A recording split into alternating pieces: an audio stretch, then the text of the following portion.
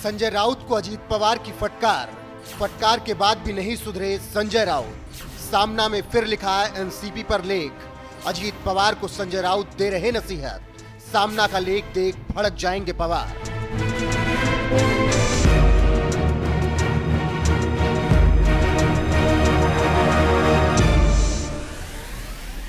NCP के आंतरिक मुद्दे पर संजय राउत ने सनसनीखेज खुलासा कर दिया है, जिससे फिर से अजीत पवार भड़क सकते हैं। क्योंकि पिछली बार जब संजय राउत ने अजीत पवार के बीजेपी में जाने की बात कही थी, तो अजीत पवार ने जमकर उन्हें फटकार लगाई थी और कहा था कि वो अपने पार्टी के प्रवक्ता हैं, वो एनसीपी के प्रवक्ता ना बने। कौन है ये संजय राउत टिप्पणी करने वाले? उसके बाद संजय राउत बाप तक पहुंच गए थे और संजय राउत ने भी कह दिया था कि मैं किसी के बाप से नहीं डरता। तो वहीं एनसीपी के पूर्व मुखिया शरद पवार को भी मक्खन लगा दिया था और कहा था कि मैं सिर्फ पवार की सुनता हूँ। और अब फिर से सामना में संजय राउत ने एनसीपी के आंतरिक मुद्दे पर टिप्पणी की है। सामना में संजय राउत ने लंबा चौड़ा लेख लिखा है और अजीत पवार पर भी कटाक्ष किया है। उनके मुख्यमंत्री बनने के सपने पर भी उन्होंने ऐसी टिप्पणी कर दी है, जिसके बाद अजीत पवार भड़क सकते हैं। संजय राउत ने सामना में लेख लिखते हुए लिखा है कि हम इस दावे से सहमत नहीं है कि पवार साहब 1 मई को यानी कि महाराष्ट्र दिवस को ही रिटायर होने की घोषणा करने वाले थे, लेकिन मुंबई में महाविकास अघाड़ी की वज्रमूठ सभा होने की वजह से उन्होंने 2 मई को घोषणा की। क्योंकि पवार अपना भाषण पहले से लिख कर लाए थे, ऐसा कभी नहीं होता। मतलब उनका इमोशनल आह्वान और इस्तीफे का मसौदा वो ध्यानपूर्वक तैयार करके लाए थे और इसके तहत ही उन्होंने सब कुछ किया। शरद पवार ने अपनी उम्र के 80 साल पूरे कर लिए हैं और फिर भी वो सक्रिय राजनीति में सक्रिय हैं।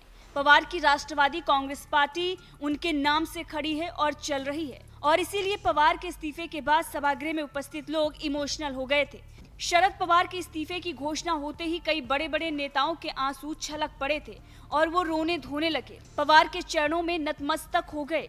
आपके बिना हम कौन कैसे, ये कहकर विलाप करने लगे। लेकिन इनमें से कईयों के एक पैर भाजपा में है और पार्टी को इस तरह से टूटते देखने की बजाय सम्मान से रिटायरमेंट ले ली जाए, ऐसा सेकुलर विचार पवार के मन में आया होगा, तो इसमें कोई गलत नहीं है। राष्ट्रवादी कांग्रेस पार्टी का एक गुट भारतीय जनता पार्टी की दहलीज पर पहुंच गया है और राज्य की राजनीति में कभी भी कोई भी भूकंप आ सकता है। ऐसे माहौल में पवार ने इस्तीफा देकर हलचल मचा दी है। इसके साथ ही संजय राउत ने आगे भी लिखा और कहा कि पवार ने राष्ट्रवादी कांग्रेस की स्थापना एक विशेष परिस्थिति में की थी। पवार कांग्रेसी विचारधारा वाले और भूमिका वाले नेता हैं। शाहू, फूले, अंबेडकर के विचारों के रास्ते पर उन्होंने अब तक की राजनीति की है। सामाजिक क्षेत्र में भी उनका बहुत बड़ा योगदान है। पवार ने तो 2 बार कांग्रेस का त्याग किया और खुद की स्वतंत्र राष्ट्रवादी कांग्रेस पार्टी की स्थापना की। कभी सत्ता में तो कई बार विपक्ष में रहकर उन्होंने राजनीति की। देश की राजनीति में तकरीबन 60 वर्ष से अधिक समय तक पवार ने राजनीति की। 27 साल की उम्र में वो पहली बार विधायक बने। तब से लेकर उनकी गति राजनीति में कम नहीं हुई।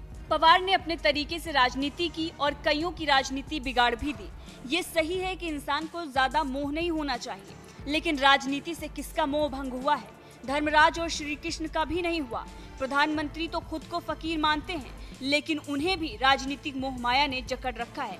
उसमें पवार तो पूर्णकालिक राजनेता हैं। ऐसा राजनीतिक व्यक्ति इस्तीफा देकर हलचल मचाए, इसके पीछे की सियासत क्या है? ये सवाल भी संजय राउत ने खड़ा कर दिया। इसके साथ ही संजय राउत ने आगे भी कहा कि इसका संशोधन कुछ लोग करने लगे तो आश्चर्य नहीं होगा। ईडी जैसी जांच एजेंसी के कारण पार्टी में पहले ही बेचैनी और उससे सहयोगियों द्वारा चुना गया भाजपा का रास्ता, क्या इसके पीछे इस्तीफा देने की वजह हो सकती है? ये पहला सवाल। दूसरा, यानी अजीत पवार और उनका गुट अलग भूमिका अपनाने की तैयारी में है। क्या उसे रोकने के लिए पवार ने ये कदम उठाया? ये सवाल भी संजय राउत ने सामना में खड़े किए। इसके साथ ही संजय राउत ने आगे लिखा कि शिवसेना टूट 40 विधायक छोड़कर चले गए, लेकिन संगठन और पार्टी अपनी जगह पर है। कल राष्ट्रवादी के कुछ विधायक वगैरह चले जाएं, फिर भी जिला स्तरीय संगठन हमारे पीछे है।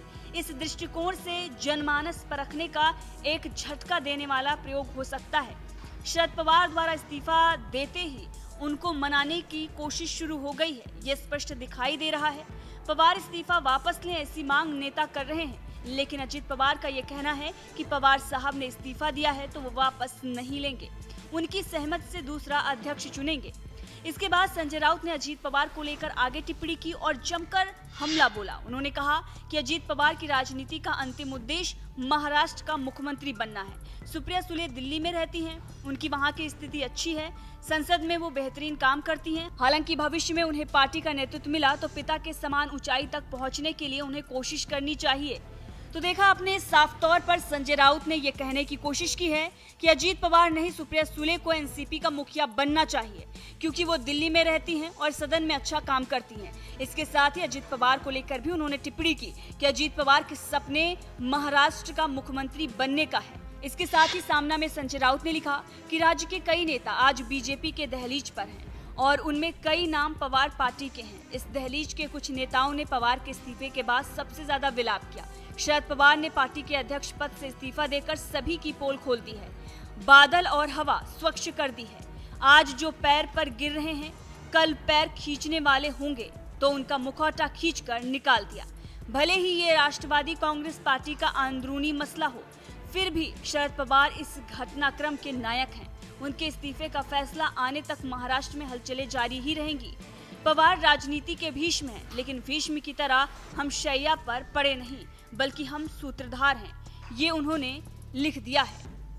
अब आपको बता दें कि जिस तरीके से संजय राउत ने ये पूरा लेख लिखा है और सामना में जमकर अजीत पवार पर हमला बोला है और पूरे मामले पर अपनी राय रखी है, ये मामला उनको भारी पड़ सकता है। जी हाँ, ये टिप्पणी करना संजय राउत पर कहीं भारी न पड़ जाए, कहीं उन्हें इसका अंजाम न भुगतना पड़ जाए, क्योंकि संजय राउत अभी कुछ दिन पहले ही जेल से छूट कर आए हैं। कहीं दूसरी मुसीबत उनके गले न पड़ जाए।